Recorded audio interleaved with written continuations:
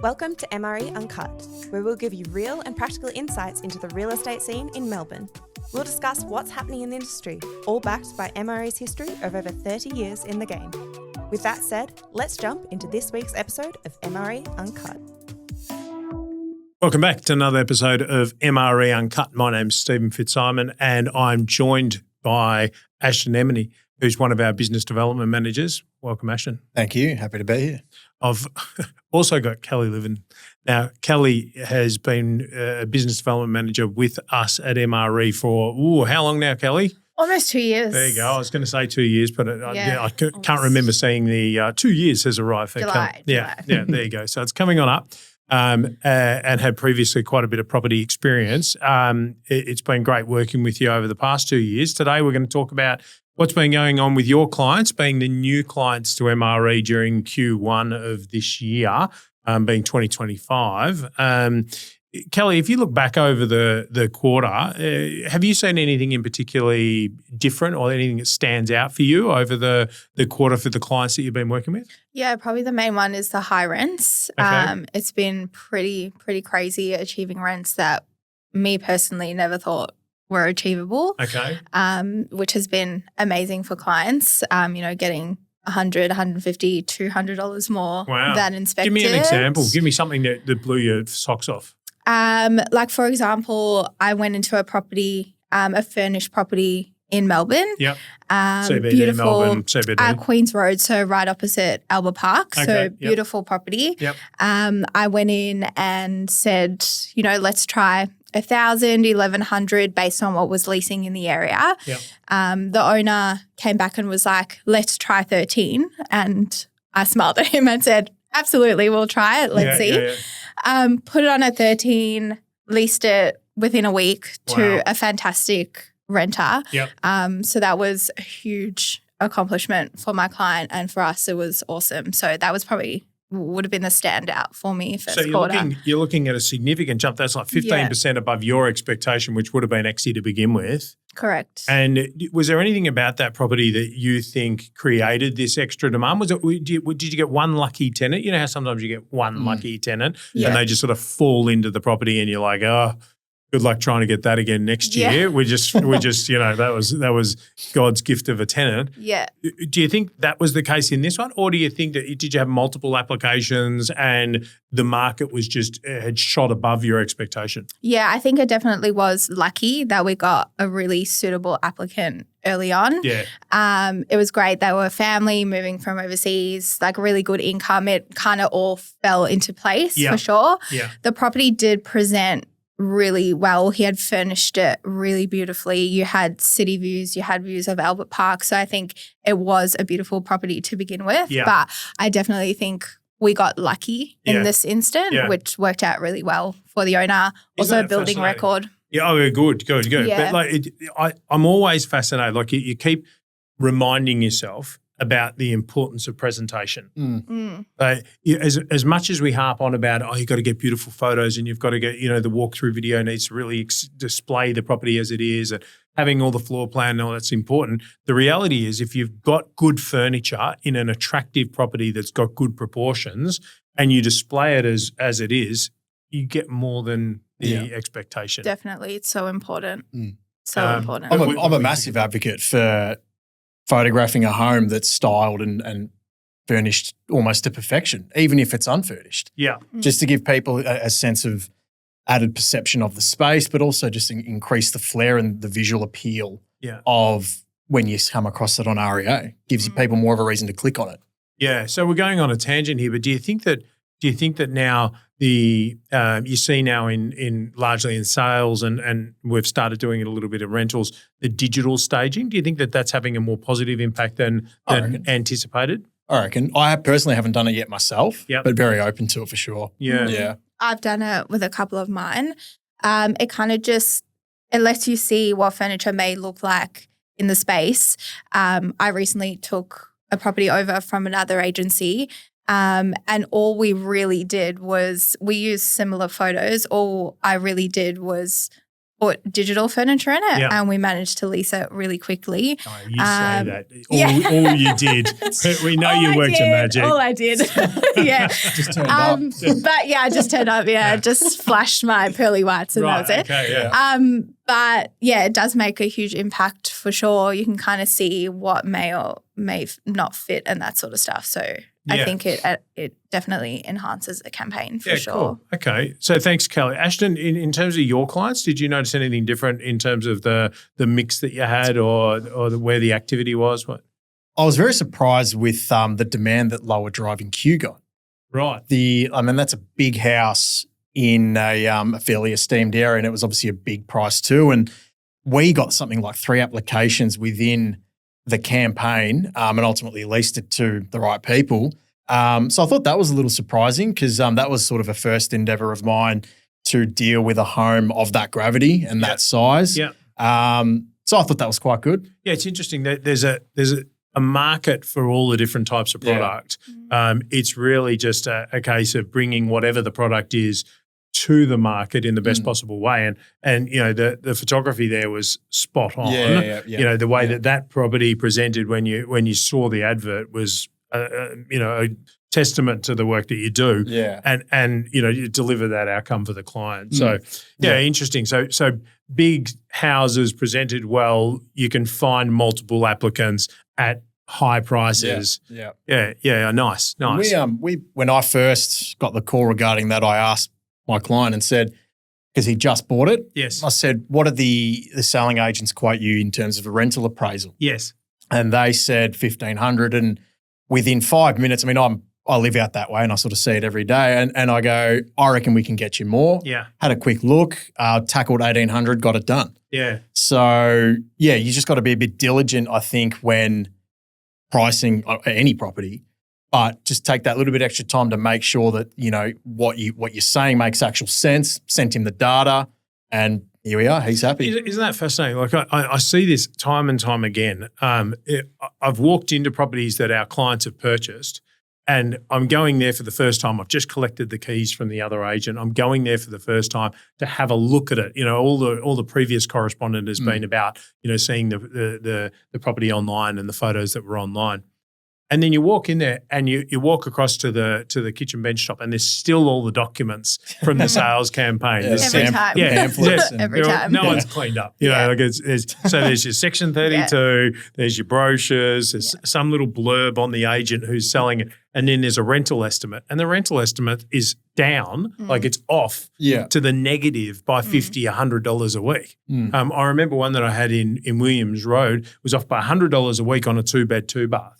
You know, and like it was like, and that's a fair bit of money. It's $5,000. Yeah. You know what I mean? There's your agency fees. Yeah, it's your agency fees. That's your council marketing. rates. Yeah. You know, it's And then the other complexity here is that if they're getting that wrong, they're turning off the investors.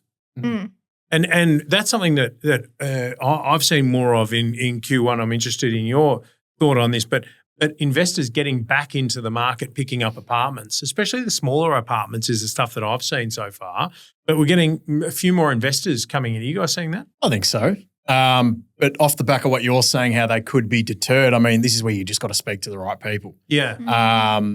Because some people will get it right, some people will get it completely wrong. And when you walk into that room with the person that might not be giving you the right number, you sort of go, am I really about to shell out X amount of money to buy this if it doesn't really stack up? So, yeah, it's a bit touch and go, I think. Yeah, $5,000 can make an and this is my take, right? So, do I trust real estate agents? Unfortunately, no. We don't have a reputation to be trustworthy, right? I trust you. I know you trust me. Yeah, we've known each other a while, dude. I hope you trust me. The challenge is that I think the consumer that's out there, if I was going in to rent a property or to buy a property for an investment, and I saw the agency saying, I think it could rent for $450 to $500 per week, right? I'd be thinking it'll be $450 on a good day. Yeah. Do you know what I mean? My normal that connection is like, okay, I'm not going to believe them. They're going to tell me something that's going to help sell the property as opposed to an actual result. Yet what you're telling me is that, and what I've experienced is that they're actually getting that wrong. And it's not that way, it's that way and significantly. Yeah. Not very good for me to use hand signals when I'm on a podcast. Yeah. So it's more engaging. Yeah. It's good for us. You'll have to watch this on YouTube. Good for us, yeah. but yeah, so if they're missing the mark and it's $100 a week more, that could be a significant challenge when you're trying to input all of that into your spreadsheet to see if it's going to deliver the outcome for you. Yeah. You're off. So we offer a service for those guys. We call them potential investors. Kelly, run me through what you do with potential investors when they call up, because they've been more active in this Q1. Yeah, definitely. Definitely finding investors are coming back into the market, which is awesome. We are finding a lot of interstate investors as well. So a lot of investors from Sydney, Queensland, a few from Perth. I was having a chat to one a couple of weeks ago, and like those markets are just crazy, and they can get a little bit more like bang for their buck in Melbourne. So they're starting to invest in Melbourne, which is really good, and they're buying these 1 to 2 bedroom apartments in the CBD, which we like specialize in, which is great. It's good to have a conversation potentially before they buy even, because that way we can advise them whether it may be a good investment or a bad investment. We can also give them a true indication of what the rent may be. So I've offered for potential clients to send me their listings that they're looking at. We can do a full breakdown for them with reporting from realestate.com with supportive data. We can also do appraisal letters for their banks and all that sort of stuff. So we're kind of starting the relationship with them before they even purchase, regardless of whether they're purchasing from us or another agency. And if you have any of the cases, and I ask both of you this, like have you had cases where a client's reached out to you, sent you a link, and you've gone, don't buy it? I haven't said don't buy it yet. I'm sure it's coming. Yeah. But I have had a client reach out and say, look, funnily enough, the last one that did, it was in Abbotsford. It was a 2-bedroom house, no parking. It was really old, needed a lot of work, but I saw plenty of value in it once you do the work. Yes. So I haven't shut off anyone yet. But those questions have come my way for sure, and you assist where you can. So Kelly? Yeah, I think for me, I haven't said don't buy it, but I've kind of given my advice in terms of like which way to go, rather than just being like, no, don't buy it. Being like, okay, well, if you buy this is the rent per week. This is what you might have to do, minimum standards. Also, I asked the question of whether they're planning on keeping it short-term or long-term, because that's also a factor in terms of like rental yield and resale and all that sort of stuff. Yeah. So I don't think I'll ever tell a client to be like, no, don't buy that, or yes, buy that. Just because, I don't want them to come back and be like, you told me you don't do this or whatever it may be. But it's a litigious world. Yeah, exactly. Yeah. But I would definitely give them advice. So if especially if they're looking at multiple, which people usually do, they don't usually just look at one, they're looking at 5 or 6, to be able to be like, okay, property 1 would be good for XYZ versus property 2, that sort of advice. If you've got somebody and they're out there and they've got a property and they want to maximise yield, what are the ideas that you're giving them at the moment? About 20 minutes ago, I spoke to a bloke that's just bought in Coventry. Okay. And it's unfurnished at the moment. Yes. Fixed term until this time next year. And I said, once they're out of there, put some furniture in there. Right. It's a 1 bed, 1 bath, no car. It's 39 Coventry. Yep. We got a ton in there. Yep. In that same spec, and most of them are furnished. Yes. And I ultimately said, look, it's obviously fixed until then. So we'll run out this tenancy. Next year, get in there, furnish it. Is it going to cost you some money? It will. Will you earn it back? Definitely. Yeah. So that's sort of the common advice I give with apartments is, okay, well, have you thought about putting a couch and a bed in there? Yeah. Stuff like that. And most of the time they take it on board. So yeah. Well, it's not a big investment. Like we're seeing traditionally about $100 a week more in terms of rent. Yeah. If it's a 1-bedroom apartment, it's sort of $8,000-9,000 to be able to fully furnish that property. So you're getting all your money back inside 2 years, and then you've got profit. It's just another $100 a week that's in your pocket, and you can depreciate down the furniture. Yeah. So it's a good one. Kelly, you got anything that you're telling people at the moment? just in regards to minimum standards in Victoria, so stuff like having a split system, for example, in a property, super important, the fixtures and finishings, that sort of stuff. Yeah. Potentially like something a little bit more modern. I find people are a little bit more attracted to that. Yeah. Probably stuff like that. Yeah, it's interesting, isn't it? Like one of the byproducts of the introduction of the minimum standards is that the quality of the properties is improving faster than it has in the past. And it gets to a point now where if an investor was to buy a property that you couldn't put an air conditioner in, because that's the sort of move that we're going towards, if it was either heritage or it was owners corporation rules said that you couldn't do it, or it was not possible because it didn't have a balcony space to put the compressor, these type of things, then I think we're going to start to see those become less desirable. Definitely. Because they're going to be sitting against more properties that do have those characteristics. Mm-hmm. And so it's sort of like, it's one of the ones without an aircon, as opposed to now it's priced that way because it doesn't have an aircon. Now it's going to be like a significant game changer because it's going to be rare. Like probably 1 in 10, I reckon it'll get to, that doesn't have an aircon in the living room. And so that'll start being a problem. Well, the ones like that, they essentially have an asterisk next to them, which is not what you want. Yeah. So, I'm hearing you. Yeah, it's like, we've said before to clients, if you're buying an investment property, you want to tick the boxes so that a tenant that walks in will be able to go, okay, that's fine. It's things like, should I have feature walls in my investment property? No. Yeah. Do you know what I mean? Like, Wallpaper. Wallpaper. No. Stunning. Yeah. Well, look, let's face it. Some wallpaper is stunning, and to the individual, beauty is in the eye of the beholder. No, it definitely is. They may think that that's beautiful, and they may also get lucky with somebody else who thinks that that's exactly the same. Yeah. But we want the broadest possible. You don't want to take market. that chance, though, do you? No, that's the reality. Yeah. So we look at things like car parks being a big plus, balconies being a big plus, internal laundries being a big plus. No one wants a communal laundry nowadays. Air conditioning, these things are core features of what makes an attractive property.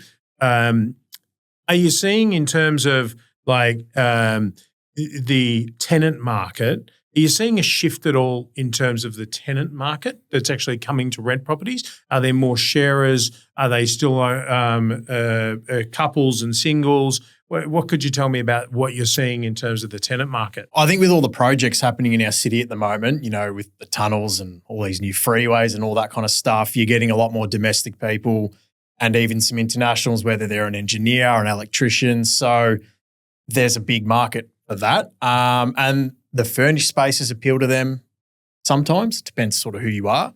So I think in that sense, with all the development and, just the plans in our city, you're getting a lot more of those people coming in. Yep. I think sharers, circumstantial to the property that it is, they tend to be in, your Brunswicks, Carltons in a 3-4 bedroom house, not so much a 2-bedroom home in apartment in Hawthorne.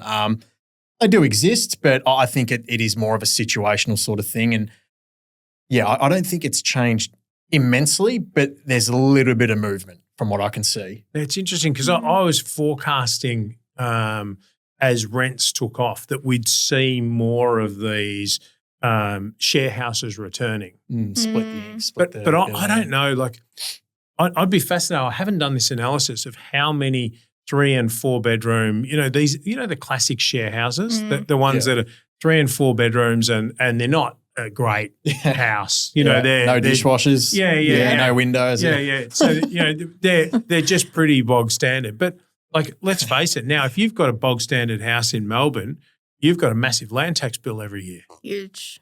So do you sell the house, put some money in your super account and buy an apartment? Do you know what I mean? Is this happening? I don't know. But I'm fascinated by it because there used to be, and my gut is telling me, perhaps it's because I haven't been looking at them recently, but my gut is telling me that there isn't as many out there anymore. Yeah, I agree. I haven't come across that many share houses as of late.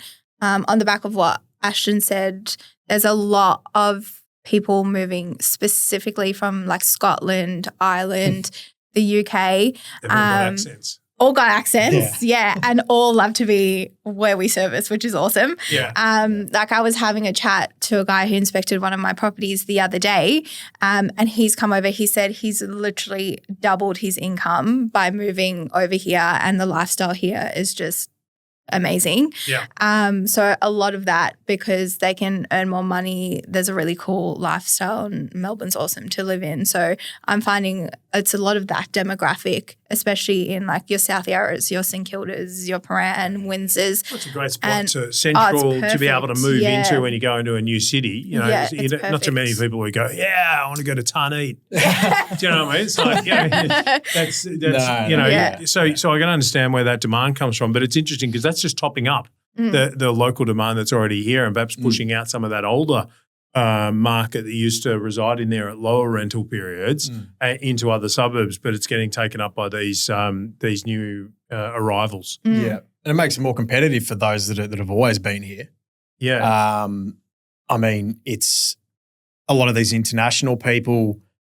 Not all of them have rental history from back home, but they have very attractive incomes, big incomes, and you pair that with, somebody else and they might blow them out of the water from time to time. So, and they land up, like from my experience anyway, they land up being really great renters. Like they're really good people. They take care of the properties really well. Like Ashton said, their incomes are really good, so they can cover rents and all that sort of stuff. So, like they're ideal applicants in my opinion. Probably flat out got cleaners.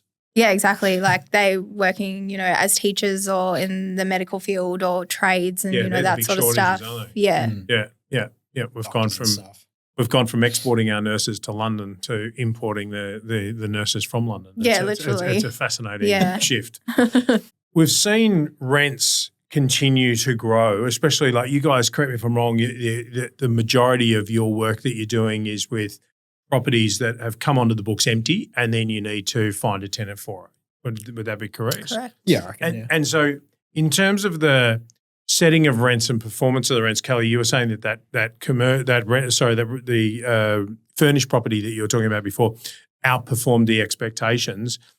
Have the rents been strong across the board? Is that what you'd see? Yeah, definitely, especially in this first quarter. We kind of term it as our peak season.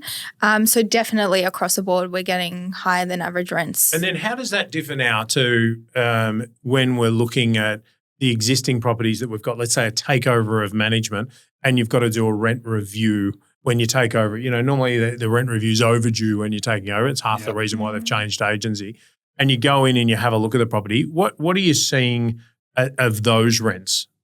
Well, you are able to increase them potentially quite significantly. So with rent increases, you have to give like 60 days notice and that sort of stuff. So that's changing. Yes, it is. Everything's changing in this in this place. It's just ridiculous. Forever changing. As of 25th of November, it's going to be 90 days. All right, perfect.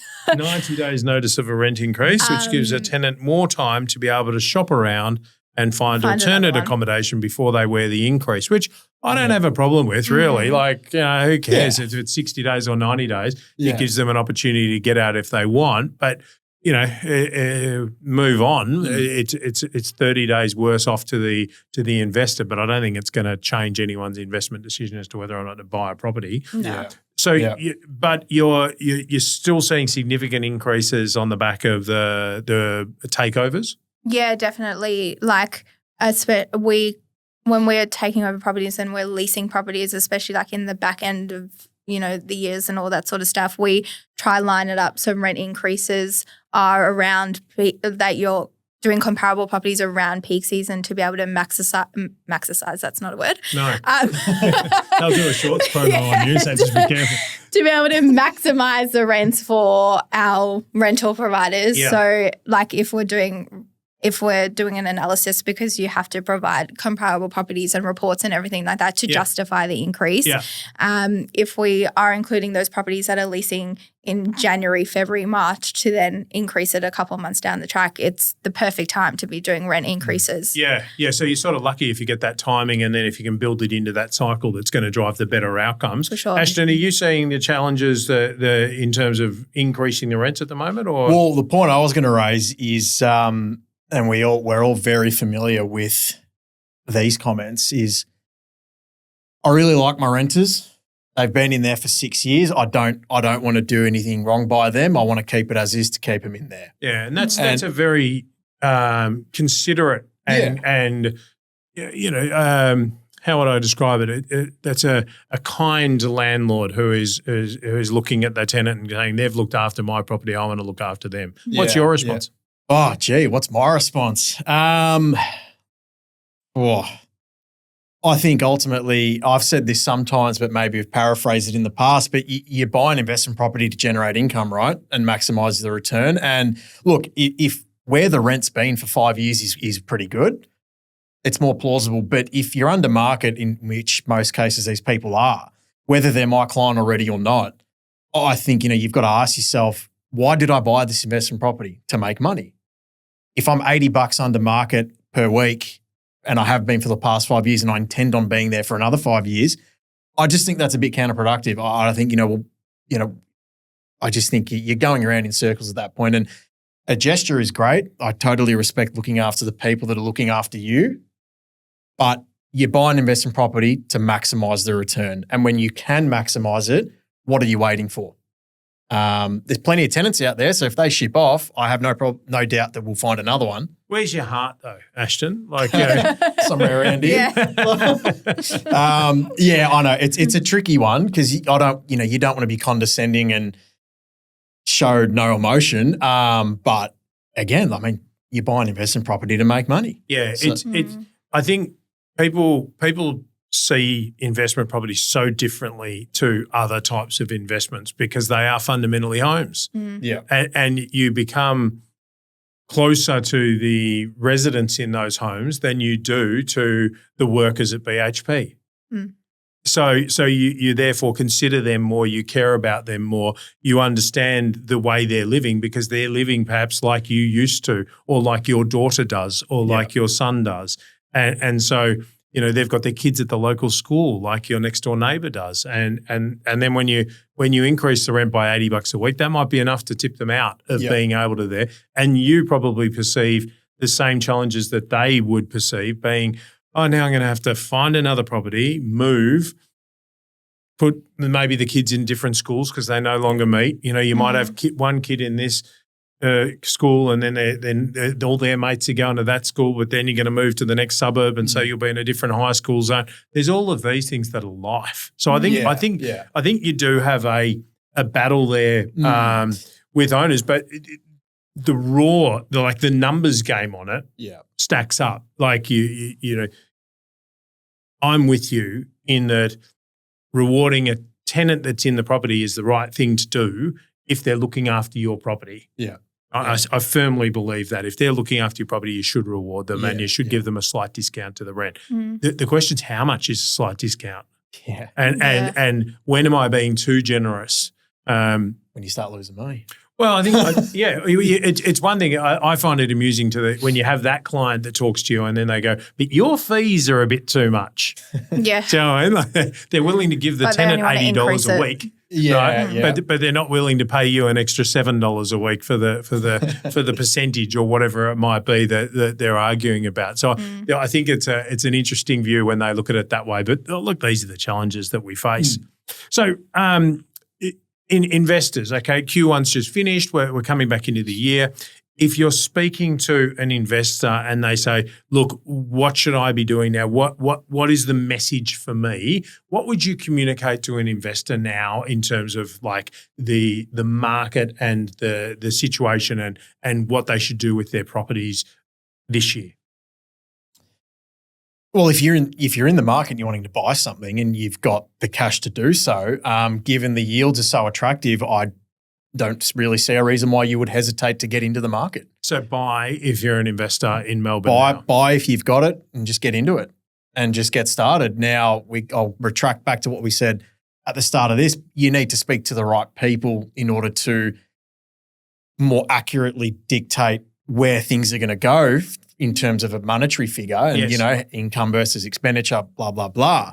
But if you've got sitting there and you're fairly stable and you intend on being stable for the foreseeable future, I'd get into it. But obviously it needs to stack up and make sense. You don't just throw money away. But then I would raise the question of, where are you looking? So speak to Ashton and speak to me, and then buy. You're looking. Or Kelly. So if you're in it, Ivan. Don't leave out Kelly. Or maybe speak to Kelly first. Yeah. Maybe, ladies first. So. Kelly, what would you be saying? I think it's a good time to buy. I think we're now slowly starting to see a shift in terms of pricing going up.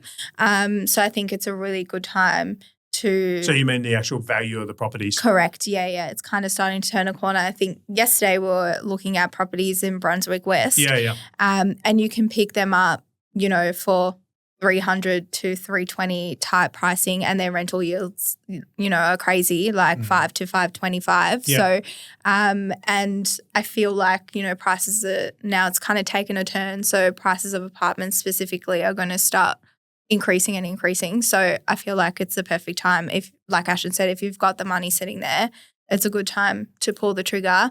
Because also, the rents are still going up and up and up. So, and if you're a investor and you're thinking of selling? I guess it depends what your financial circumstance is, but my recommendation would probably be to try hold on to it for a little bit longer until, it picks up. That would probably be my advice. Yeah, so if the market's picking up, enjoy the ride, because it's been a while since we've seen the growth come. Yeah. I think it depends on the property type as well. I mean, these newer builds are jam-packed with facilities and all that kind of stuff, which is super attractive to an owner-occupier and a renter. But there's not a lot of appreciation in them at the moment. If you're, let's just say, you've got a one-bedroom apartment in Carlton and it's 70 square meters. Well, that's a big joint. Yeah. And you're more of a chance to either break even or make some money. But these, for lack of a better phrase, we'll call them cookie cutter, because to be honest, they all do look very similar these days. Yeah. The yields are great, awesome, but to sell, I'm not sure it's there at the moment. Yeah, it probably needs a little bit more time to get those bigger ones off the ground. Yeah. Ashton, Kelly, thanks for coming in today. It's been great chatting about the first quarter of this year, and we look forward to joining you on the next episode of MRE Uncut. Thanks for watching.